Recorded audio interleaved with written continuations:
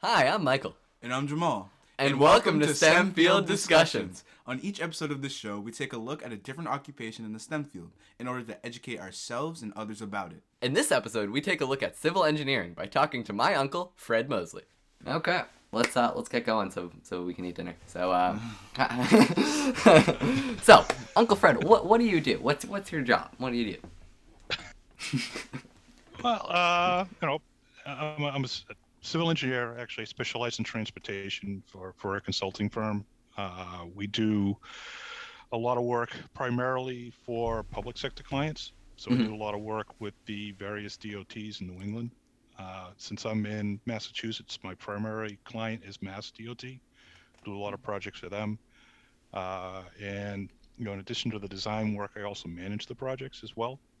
So my responsibility is to basically go out and with proposals, get the work, bring the work in, manage the work that's being done, and then deliver it to the client. Okay. So what does that look like day to day? It every day varies. There's different challenges, different questions that come up. Like I said, sometimes I'll be working on a proposal, trying to basically explain why we're the best fit for a project. Other days, the priority will be delivering one of the design submissions. So again, I work in transportation, so a lot of road and bridge projects.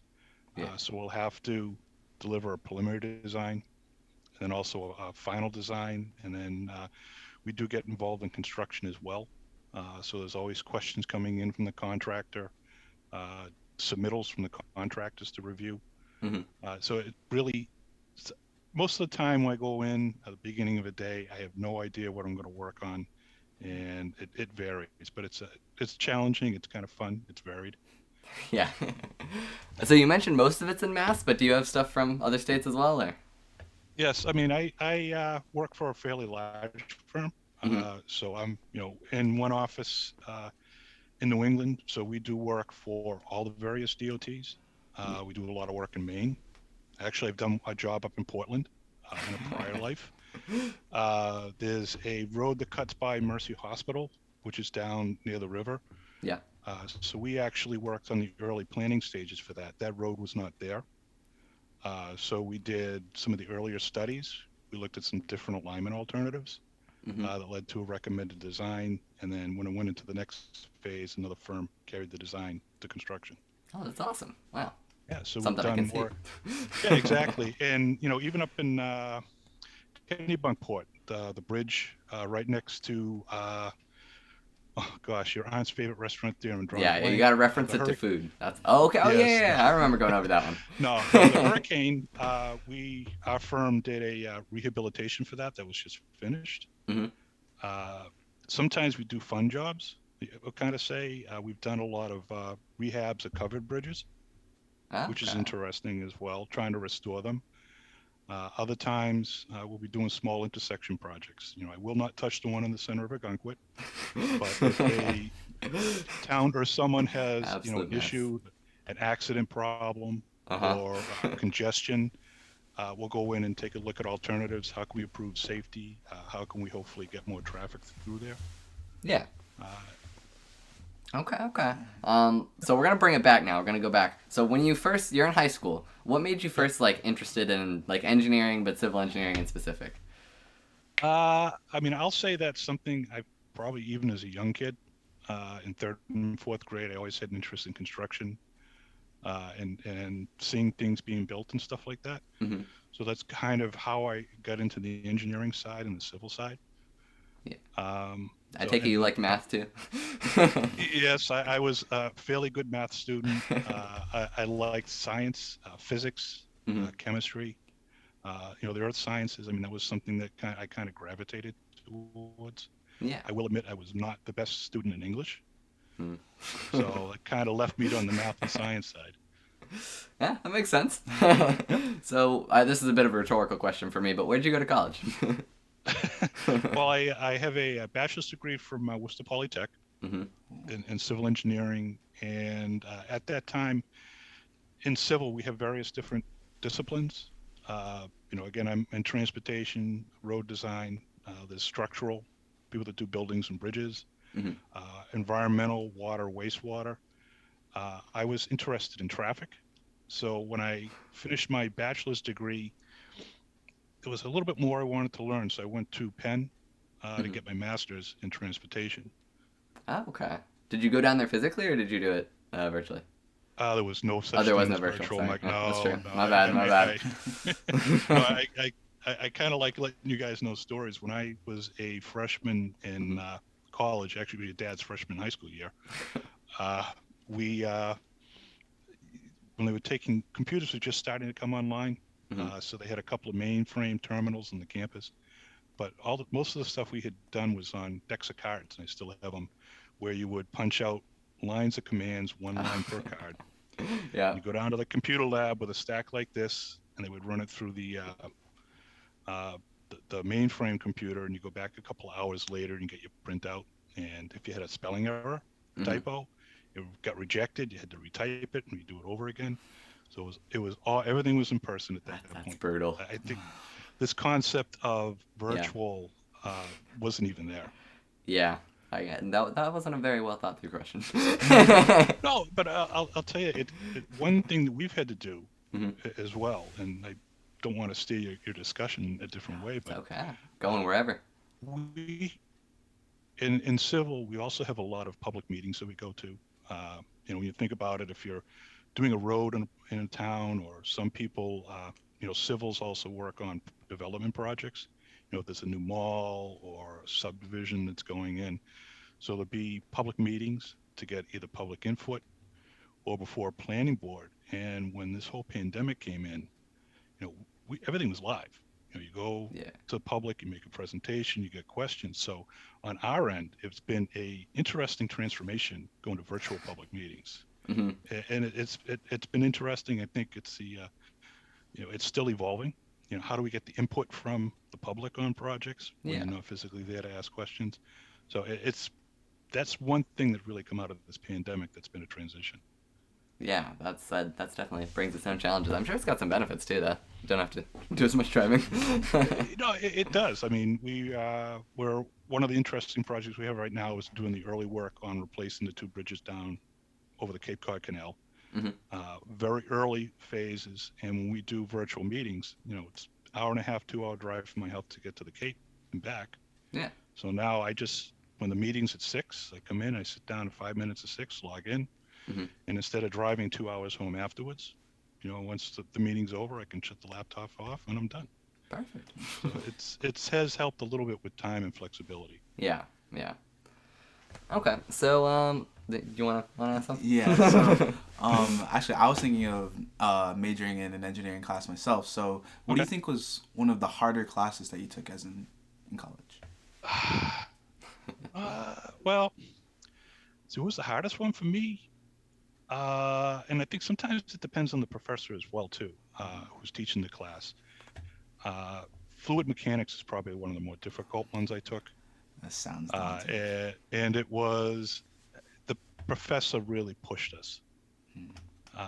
So if you got a 70 on a test, that was probably the top grade in the class.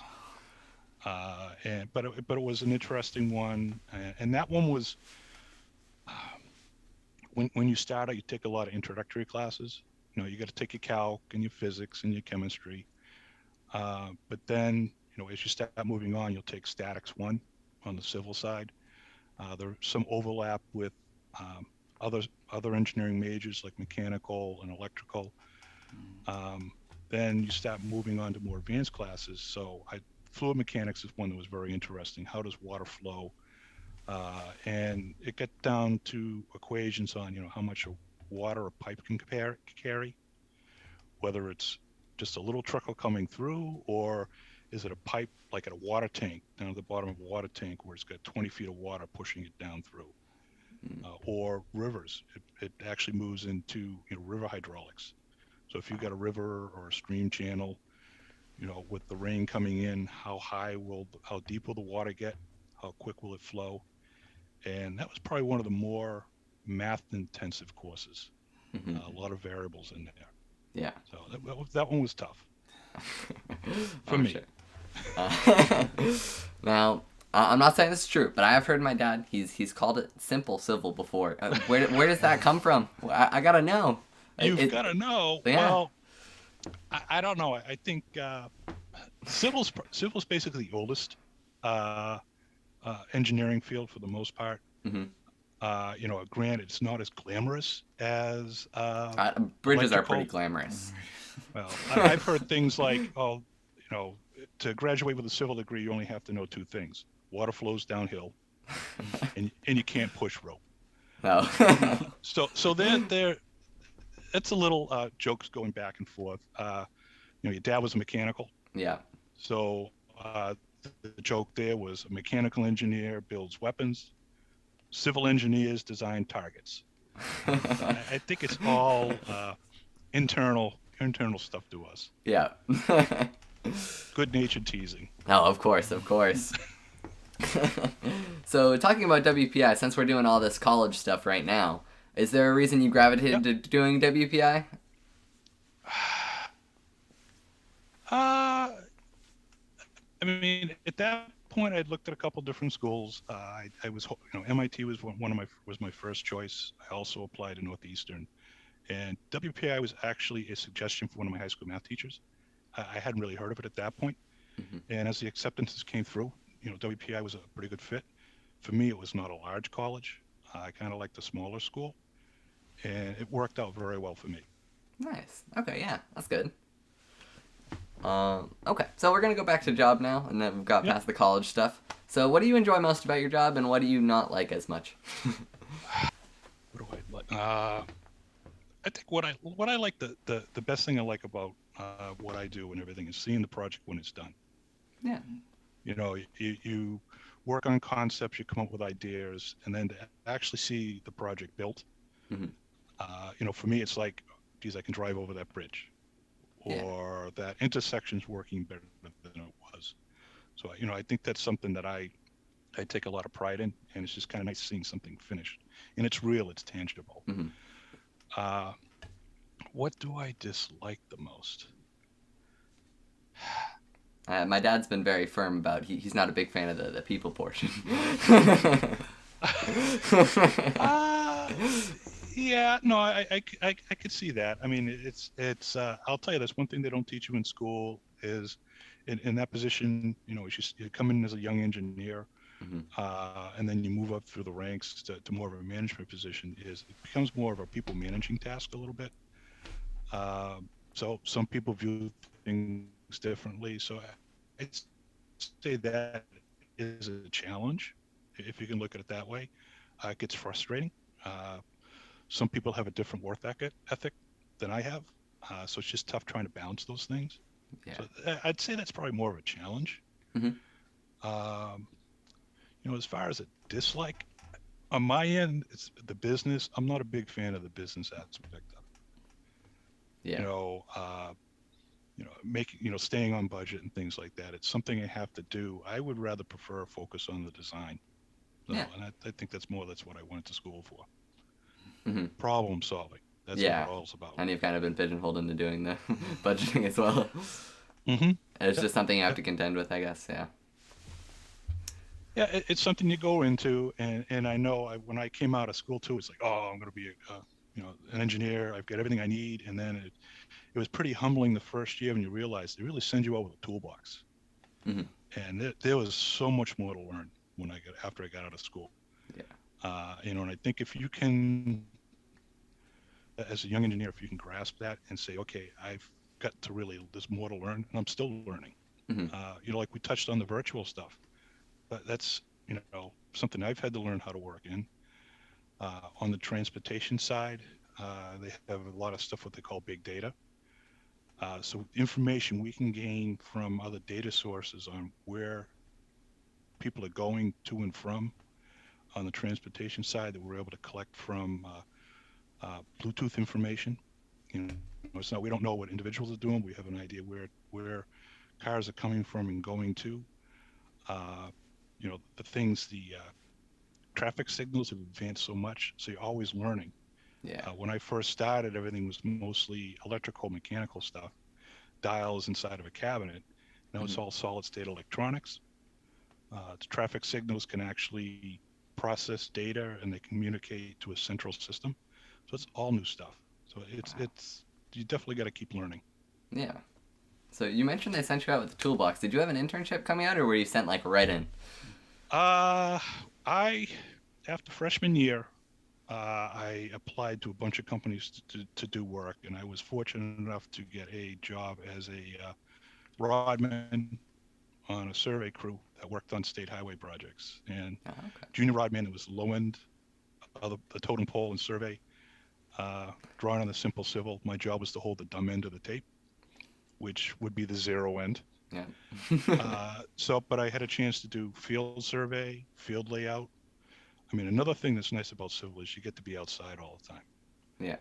Other engineers, they're in an office, they work in the office all the time. At me, I've got projects in different places, and you can't design something in a built environment, downtown or in a rural area, if you don't at least go out and see it. So it's kind of nice. I get to go out in the field at different times. Uh, so so that job, I worked every year through college. I think your father worked for a survey firm at one point too. I think so. Yeah. I think he's Yeah. mentioned it. So I started doing survey, get to the point where I got to move up to run the instrument. Mm-hmm. Then I would help do some plan work and actually help with some conceptual subdivision layouts and stuff. So it kind of progressed through. So I guess you'd call it was a pseudo internship. It really wasn't set up that way, but it was a great summer job. Yeah. Yeah. You get to see some of it. That sounds good. Sounds good. Yep. Perfect. So you also mentioned that the thing you like seeing is the finished product, but how much of like along the process are you getting to see, like as it's being built up, or do you just have the design and then you send it off and that's kind of that? Uh, it does vary. Some projects, once you design it, uh, you, you never hear anything about it unless there's a problem, and then they No, call okay. you out in the No news field. is good So news. I guess you could view it that way. Other times, you'll take a trip out there to get a look to see what's going on. It's good for us in marketing to try and sell projects. Go out and take pictures and see what's going on with the job. So there's one reason to go out.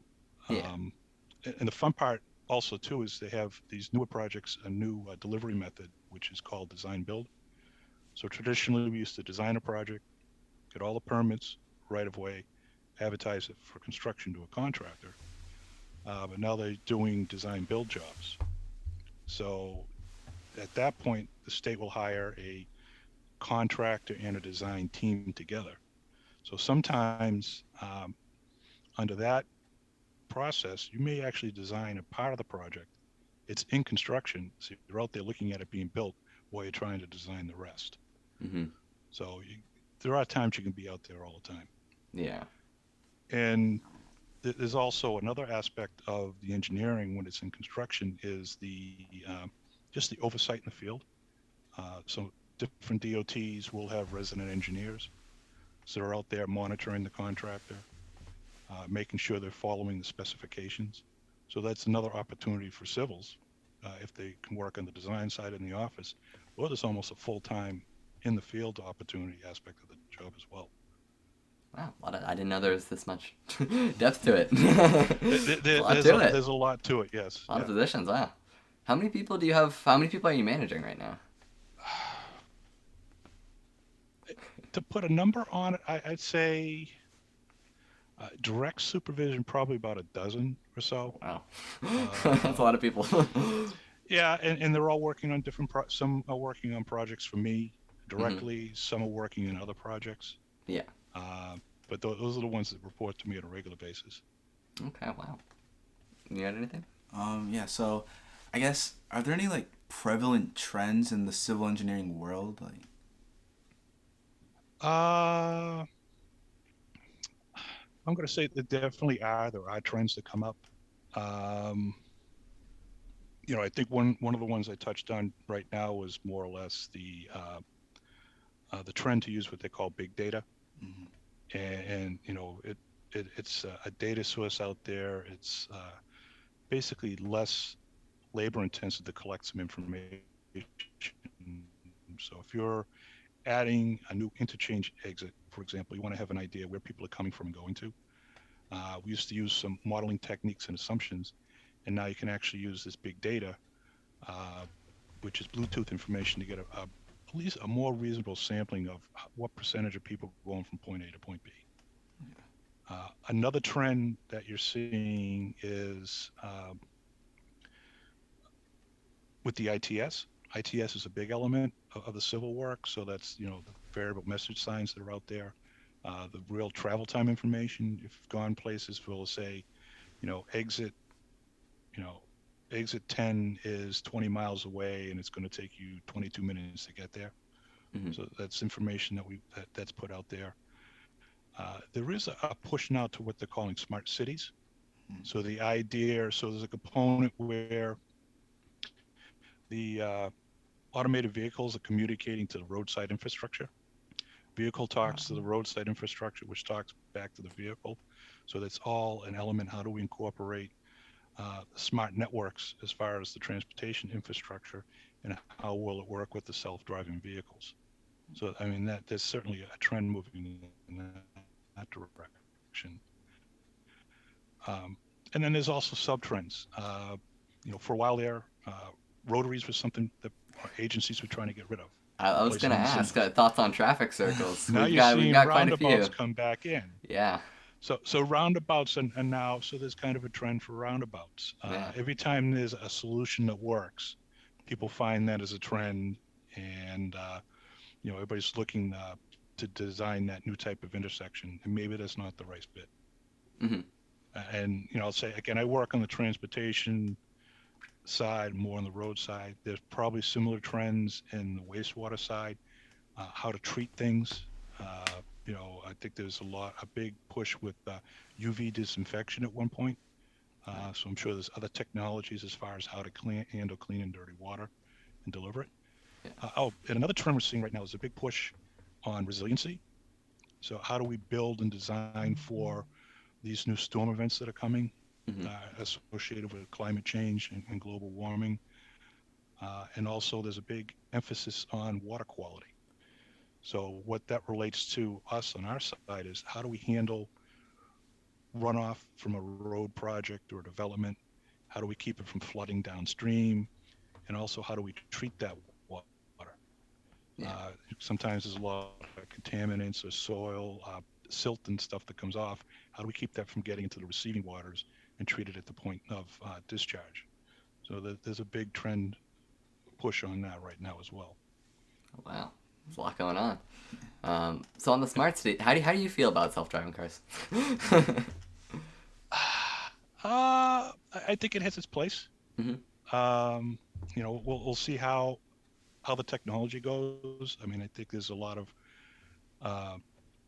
trust you have to put in the technology for that system to work. Yeah, definitely. And I think it's also how is it going to get spread into the market? And at one point, there's a cost associated with entering into that market for the people. These self-driving cars are probably going to be more expensive. No, yeah. So at one point, we're going to have a point where half the fleet self-driving, half the fleet's not. How do we manage that? But then there's also, I'm sure you've heard the discussions about trying to push broadband into rural areas. There's parts of the country that don't have broadband. Yeah. So how do we push the technology in the road infrastructure side to handle self-driving vehicles into these rural areas as well too? I think there's still a lot of unanswered questions on the deployment. The technology is getting there, and it's more, how do we deploy that in a safe and fair manner? Yeah. Yeah. I get it. It's complicated. There's a lot of stuff going on. No, and that's what's kind of the interesting part, on the civil side is, we're trying to technology to solve people's problems and basically improve society or make, we'll say, the world a better place to be. And it's always changing, and that's what's kind of new about this process. Yeah. On the civil engineering side. I didn't know it was both sides. I didn't know it was both the city and the car that are talking to each other. Yep. Wow, that's crazy. So more on the personal side, what's the worst design city that you've been to? Oh, I don't know. I don't know if I can really say the worst design. Everything's got their pluses and minuses. Yeah. And I think it's also what your priorities are. Right now, there's been, go back to trends. There's a big emphasis on bicycle and pedestrian accommodations. So now, if you go to some of the larger cities, they're actually trying to de-emphasize handling cars. So they're going to make a car wait a little bit to push people onto transit, Yeah. or to walk or bike. Uh, so I don't think I can really say what I think's what's a poorly designed city. I think it's more things have grown up around where they are. Is that something you think about when you're walking around? Well, yeah, I know it drives your aunt crazy. One of the things I look at saying that, oh, this sign is written Yeah. inappropriately. The legend's not correct, or, geez, why is this pavement marking there? It's not supposed to be there. Yeah, there's little things I pick up and you do notice, and I think it's just a part of who I am. Yeah.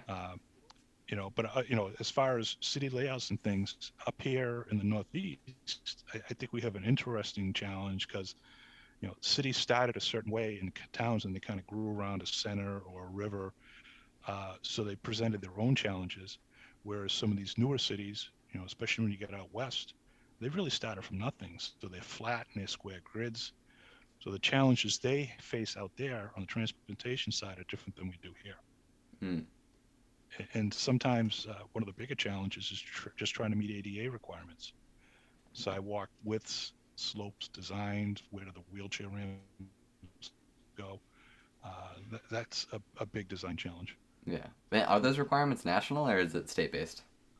They are national requirements. Yeah.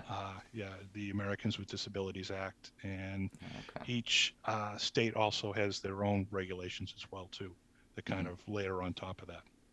Okay. Do states make like stricter requirements depending on their needs or? The, I'll say that yes, depending on what the state requirements are.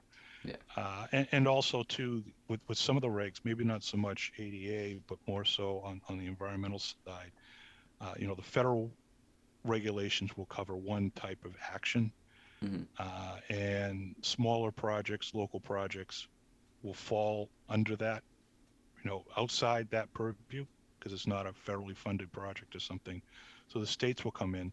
Sometimes they have stricter requirements for, say, impacting wetlands. Also, different towns can pass various regulations. So if you're working in one town and you go to do a project in another town, you have to check to see, okay, what are their requirements for working, say, adjacent to a wetland area? It can be far stricter. And some communities have actually put out, no impact zones or areas where you're not allowed to impact resources. Oh, okay. Wow. So when you start a project, are these like requirements that you have to go dig up yourself, or is it something that your employee, the person who sent the request would? Well, I say it's usually depending on who the subject matter experts in it. So, I mean, there are different individuals, and that's one thing about working with a larger company as well is, if I haven't worked in Maine, for example, we have people that are familiar with Maine state laws, Maine requirements.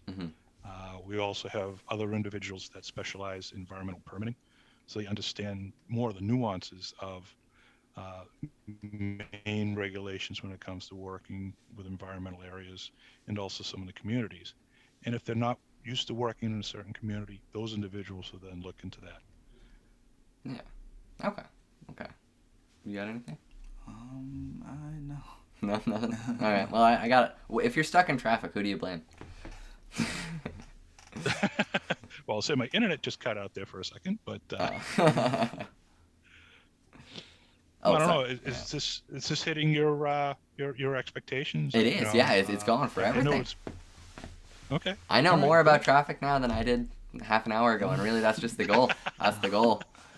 So now I just got some lightning round, quick questions here. Does yellow light mean slow down or speed up? I've always wanted to know. It means to stop if you have the ability to stop before you get to the intersection. Okay. Is that like official or is that like a recommendation? No, that's technical, and That's the way official. Okay. Okay. the way it's designed is you'll set the yellow line. I mean, the yellow time to give a person enough time to say, "Oh, I got a yellow light. Hmm. I can go through the intersection." And then after that, we usually add an all red time that for a couple of seconds that'll hopefully get them through there. Yeah. Okay, perfect. Well, I didn't know. It's that intense. Um, I already asked you for your thoughts on traffic circles, but we have this one in Kennybunk that's like the middle is lifted up. Do you know why like the middle would have like a slant? What the idea is there? So it's I'm trying to think of which one that is. It's near Kennybunk High School. It's kind of like if you're going down. Oh, I'll only really know landmarks. I guess it's near the highway exit. Okay. Uh, roundabouts are challenging when it Hmm. comes to accommodating the different type of vehicles, and unfortunately, the trucks get bigger all the time. Yeah. We used to start out with what we referred to as a WB50, which was a 42-foot trailer. Now you're up to WB67s, which are 53-foot long trailers. Hmm. So usually at the roundabouts, you'll try to put a circulating roadway width in, say, 12 to 14 feet wide. A truck's not going to make it through that. So you usually put a slightly raised curb with maybe a red apron. Red Hmm. seems to be the going color, and that's really considered a truck apron. So when a larger vehicle goes through, it will track on the inside up over that uh, apron that's designed to handle a heavy vehicle. So if that's what you're asking about. Hmm. And then sometimes you put a landscaped area in the middle that no one's supposed to drive through. Yeah. Yeah. There might be a few tread marks though. Not sure. Depends. Yeah, Um, so that's probably just to allow the bigger vehicles to get through. okay. I guess that makes sense. Yeah. Well, Um, if we made that all pavement, hmm. can you imagine people trying to pass people in the roundabout? Speeds would go up, and it wouldn't be as safe. So the idea is to get one lane of traffic through there most of the times, and so that's one way of solving a problem Hmm. to keep most of the vehicles in one lane, but allow that larger vehicle to get through there if it has to. Huh. Yes. Wow. So I was just There thinking is about the this. reason for things. Yeah, there is a reason. I never realized how deep stuff goes. Like there's a reason for everything. Um, so I just remembered I have stats homework to do. So how, Okay. how much how much do you work with statisticians? Because I feel like I get a lot of traffic problems in my stats book, and I don't know if that's a reflection of reality. But is there a lot of like surveying going on in order to get information? I would say I don't really deal with that No. much. Yeah. I think for the most part, the statistics I deal with more often is just, if what the average is and what, say, like the 85th percentile is when it comes to speed. Hmm. So I'd say more or less for the day-to-day stuff we do, it's more basic statistics. Uh, uh, I think a lot of the underlying theory is based on the higher, the more robust statistics and more work, highest streams of thought, I'll say. So I don't deal with that very often. Yeah. Not my strong suit either. Probability and statistics was not one of my strong suits. I was better No. at calc, Uh, calc's scary. calculus, and differential equations. Oh yeah, fun stuff, fun math stuff. All right, well, this has been perfect. I just got Okay. one question. So, for any aspiring civil engineers, do you have any advice? Where to go, what to do, what to think? I don't know. One thing I was told when I first got out there was the college you went to will help you get your first job. But after that, it's really what you've done on your first job and every job after that Hmm. is what's going to get you your next job. So if you're looking at colleges, I would just look at a school that you feel is right for you as far as a larger school, a smaller school, middle sized. Do you want to be in a downtown? Or do you want to be in more of a rural area? Worcester Tech was good because it was kind of a small city and it was a smaller university. When I went to Penn, I mean, that was a monster college in Yeah. the city, and I don't know if I would have made it 4 years there. So I think it's more or less what your fit is. We see, you know, where I am in Mass, a lot of UMass Amherst students, WPI, Northeastern, believe it or not, Tufts University. We get a Oh, couple of really? couple of kids from there. Yeah, I don't look at them as a big engineering college, but I got some. uh, There is, and there's a lot of structural engineers come out of there. And then our northern offices, we see a lot of UNH students, UVM students, and UMaine. So I think it's more if it's what you want to go into, it's more your fit for the college. Okay. Wow. Well, thank you. This has been great. Yeah. Learned a lot. I know more about bridges and roads and all sorts of traffic stuff now. There you go. Okay. So, thank you. It's been great. It's good to not a talk to you. problem, guys. Yeah. Okay.